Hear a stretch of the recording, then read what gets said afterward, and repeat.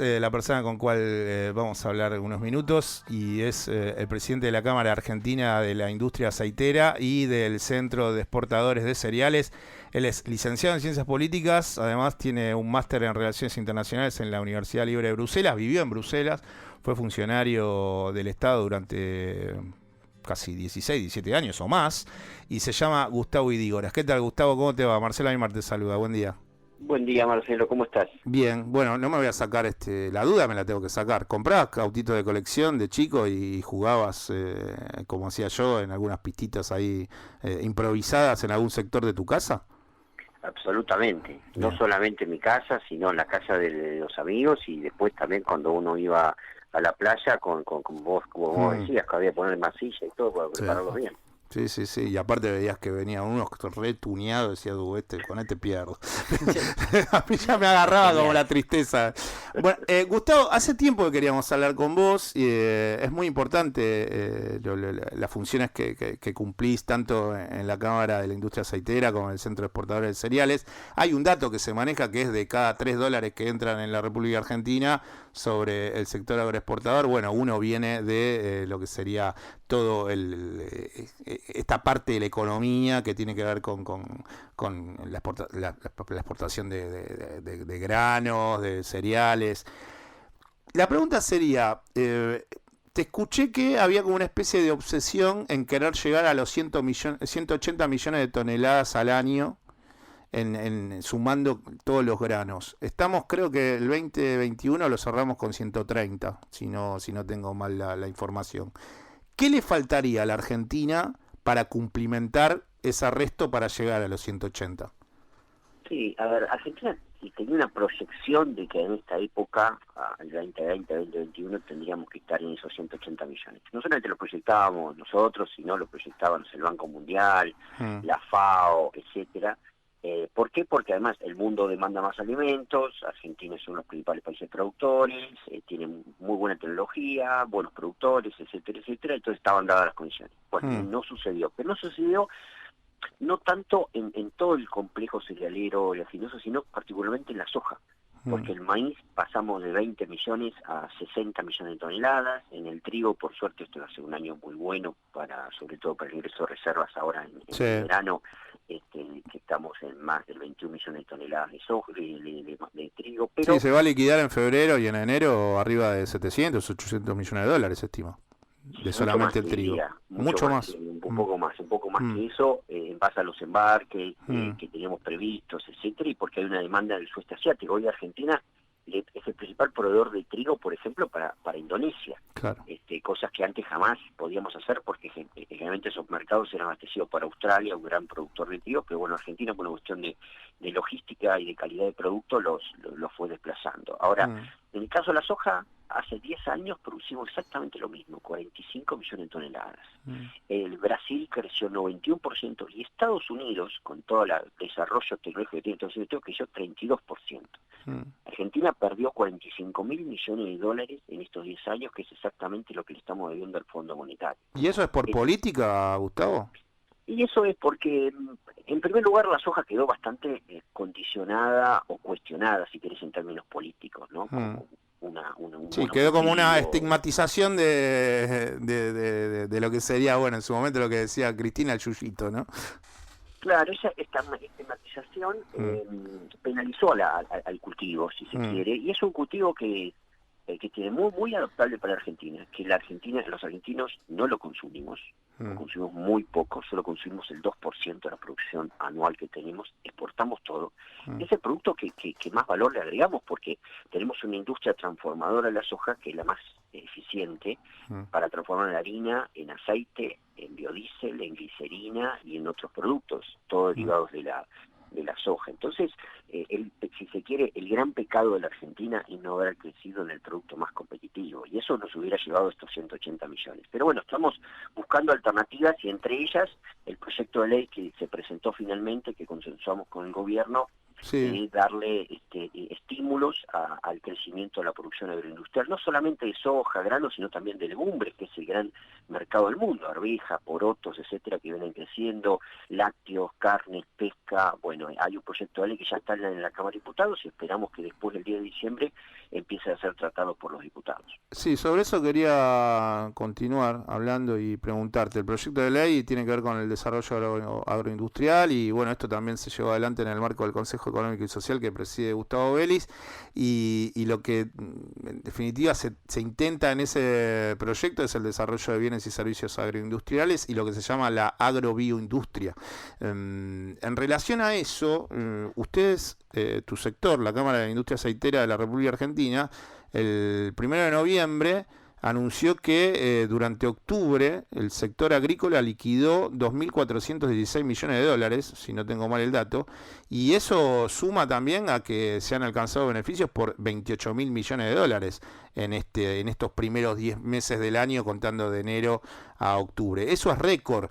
Ahora, ¿vos pensás que este proyecto de ley impulsaría mucho más este tipo de beneficios, en definitiva también para el Estado argentino por la liquidación de las ganancias por exportación? Y si el proyecto está vinculado a ese punto para que puedan producir más, y qué cosas le faltaría al sector que tiene que ver con lo agrícola para que se lleve adelante no solamente un beneficio económico, sino también el incentivo para que ellos puedan producir más. Sí, efectivamente, este es un año récord, como bien decís, ya estamos al día de la fecha en 31.000 millones de dólares de ingresos de divisas. Está sumando noviembre. Claro, sumando Bien. noviembre, Sí. así que vamos a terminar en el récord de los últimos 20 años, que es cuando empezamos a registrar este tipo de información. Lo cual es auspicioso, ¿no? Porque con esos dólares el Banco Central se lo da al Estado. El Estado compra, bueno, las vacunas, los insumos, pero además también permite a los importadores importar los bienes que necesitan y atender las distintas necesidades que hay, ¿no?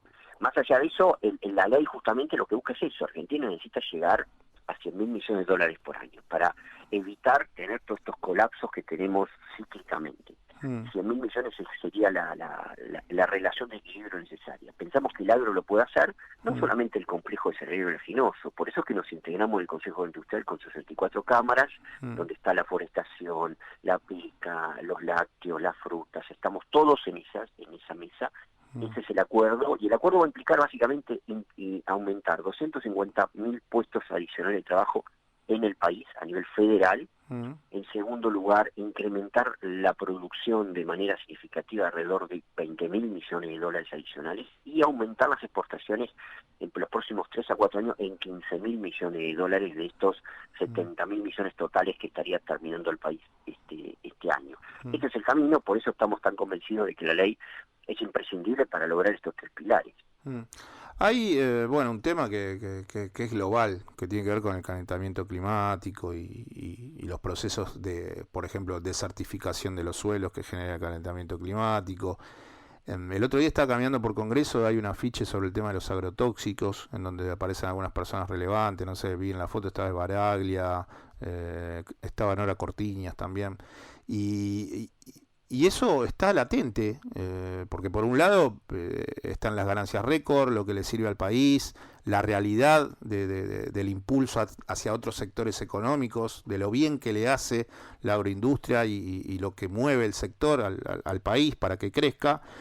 Pero mi duda siempre es, y por eso te la pregunto, porque también fuiste funcionario del Estado durante muchos años, si considerás que dentro del sector hay un pensamiento que tiene que ver con que, bueno, menos pesticidas, con que hay que empezar a encontrar un sendero en donde se pueda tratar de paliar el calentamiento climático, en mejorar la industria alimenticia, no con tanto agrotóxico.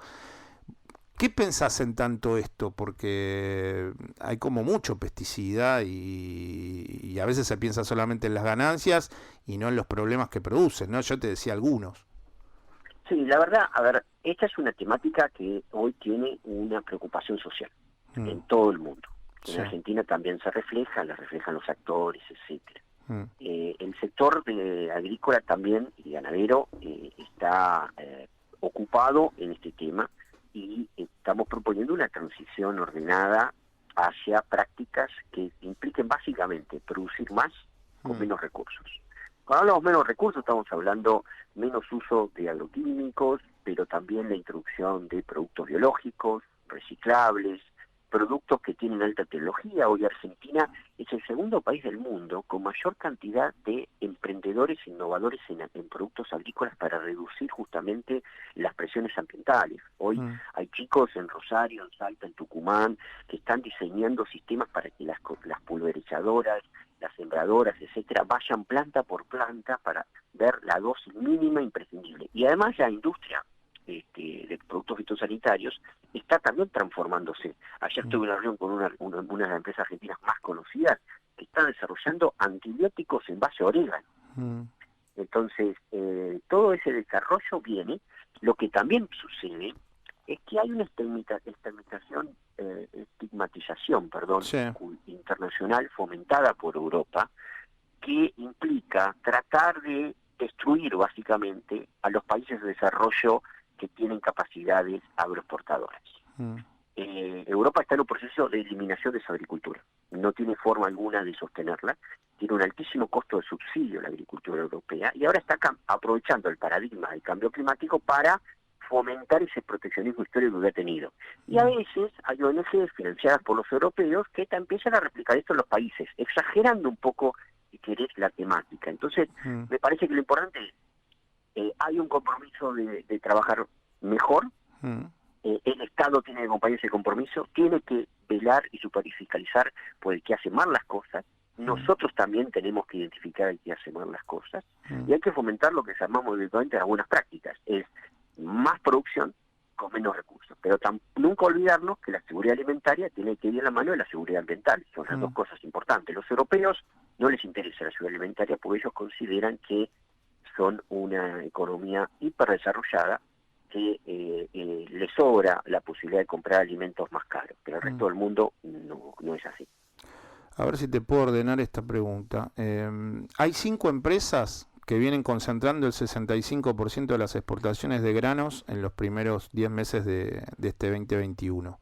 Entre ellas está la norteamericana Cargill, que tiene arriba de embarques por arriba de 9 millones de toneladas. Después está la china COFCO, que también están ahí cabeza a cabeza, arriba de 9 millones de toneladas. Y aparece en el listado de esas 5 una compañía nacional que es la Asociación de Cooperativas Argentinas, que en vez de liquidar 9 millones, exportó casi 3 millones de toneladas de granos. Pero eso implica más o menos un 10% de lo que serían los demás jugadores. La pregunta sería la siguiente: ¿vos pensás que la administración de Alberto Fernández, después de lo que sucedió con Vicentín, tiene la fuerza política para dentro de lo que sería la Cámara de Industria Aceitera o el Centro de Exportadores de Cereales, los cuales presidís? ¿Hay un espacio para que pueda llegar a pujar una idea de lo que en su momento se pensó una empresa argentina que pueda regular el precio ante los grandes, ante las grandes multinacionales como Cargill, como COFCO, como ADM? Sí, a ver, primero hay que preguntarse qué queremos. Y cuando el qué queremos, entender cómo funciona el mercado a nivel mundial. Argentina es un jugador más, no es el único. Argentina no fija precios. Los precios los fijan los chinos o los americanos. ¿Por qué? Pero no por ser grandes potencias, sino porque tienen un volumen de producción mundial enorme. O los rusos, cuando les falla una cosecha. Y en general la Argentina es tomadora de precios. Esto significa que nadie puede condicionar los precios en Argentina. En segundo lugar, el Estado fija precios en Argentina. El Estado tiene mucha más intervención que en Brasil o en Estados Unidos, que son nuestros competidores. Nadie puede exportar por debajo del precio que establece el Ministerio de Agricultura por día, lo que se llama el FOB de exportación. En tercer lugar, las empresas que mencionás, como el caso, vamos a poner Cargill. Cargill está en Argentina desde el año 1895. El 100% de los empleados de Cargill son argentinos.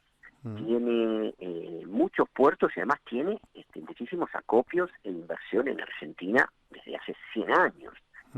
Junto a Cargill está ACA, pero ACA como que viene creciendo, es una gran cooperativa y todo, también es un socio estratégico de Cargill, de Costco. Me parece que a mí lo que tenemos que promover es, más que una intervención mayor, que la verdad que sería dañina para el empleo en Argentina, una posibilidad de competir más, que haya más competidores en el mercado. Pero también es cierto que Argentina hoy tiene la mayor cantidad de empresas que compiten en relación con países como Estados Unidos o Brasil o Paraguay o Uruguay. En esos países existen la mitad de las empresas argentinas. Acá hay 24 exportadores que en total representan el 100% de la exportación. Hay 9 que representan el 70%, pero en Brasil solo hay 3 que representan el 70%. Claro. Y ninguno de ellos son de capital nacional. No solamente acá tenés ACA, tenés AFA, Molinos, tenés Acetera General de esta, y tenés otras empresas argentinas que también tallan mucho en el mercado y que hacen que el productor reciba el mejor precio, que en definitiva eso es lo que le interesa al país, ¿no? Mejor precio, mejor ingreso de divisas, más exportación y mayor competencia. A mí me parece que ese es el camino que hay que tratar de fomentar y evitar prácticas desleales, ¿no? El año pasado, este año, identificamos y denunciamos algunas empresas por fuera de la Cámara que habíamos identificado que entraban y salían del mercado y que hacían prácticas ilegales. Bueno, algunas de ellas la aduana y la FIP las detectaron y las interdictaron. La última pregunta, como presidente de la Cámara de la industria aceitera y del Centro de Exportadores de Cereales, cuando tus colegas se reúnen con el nuevo ministro Julián Domínguez, ¿cierta parte de tu función tiene que ver con que ellos se olviden de que Julián Domínguez es peronista? No, la verdad es que Julián es una persona muy abierta al diálogo, al trabajo. Fue ministro de Agricultura, conoce su papel, su rol. Pero es peronista, ¿viste? Entonces digo, capaz que tu trabajo es decir, bueno, olviden ese dato menor. hay que trascender esto y hay que llegar a acuerdos. Mi trabajo es que todos los días podamos exportar más. Y que todos los días podamos trabajar sin inconvenientes en términos de producir, transportar, ingresar a los puertos, que no haya conflictividad sindical, que haya reglas permanentes de juego. Y la verdad que Julián es un aliado en todo eso. Es una persona muy abierta al diálogo y todo. Y la verdad que el dirigente empresarial se confunde su rol de representación con su propia visión política, no debe ser más dirigente empresarial. Gustavo, yo quería agradecerte por esto. Era la primera vez que hablábamos y bueno, yo no soy un técnico, porque más bien soy un periodista generalista de política, pero bueno, creo que salió más o menos bien. Así que estaremos hablando seguramente el año que viene, si tenés ganas, y te mando un abrazo. Bueno, un placer, que tengas muy buen fin de semana y la próxima llevamos los autitos de colección. Ahí está, sí, yo tenía un BM que sabe cómo le daba, un BM verde, que después acá cuando decía, bueno, pero cuando lo chocaste la primera vez, bueno, pero eso después ya estaba, una vez cuando ya le habías pegado una piña contra algún zócalo, bueno, después ya sabías que estaba roto, pero andaba bárbaro. ¿Cuál era el tuyo, Gustavo, que decías, che, en mi caso era ese BMW verde chiquitito, ¿en el tuyo cuál era? No, una Ferrari roja tenía, que la había preparado al máximo, pero la estrolé creo que contra una pared y bueno, no la pude recuperar más. Te mando un abrazo, Gustavo. Un abrazo grande. Chau. Quien está hablando con nosotros era el presidente de la Cámara Argentina de la Industria Aceitera y del Centro de Exportadores de Cereales. Él es licenciado en Ciencias Políticas y además tiene un máster de Relaciones Internacionales en la Universidad Libre de Bruselas. Vivió en Bruselas algunos años y estamos hablando de Gustavo Idígoras, quien estuvo aquí en AM 1420 con vos en Paso Valores.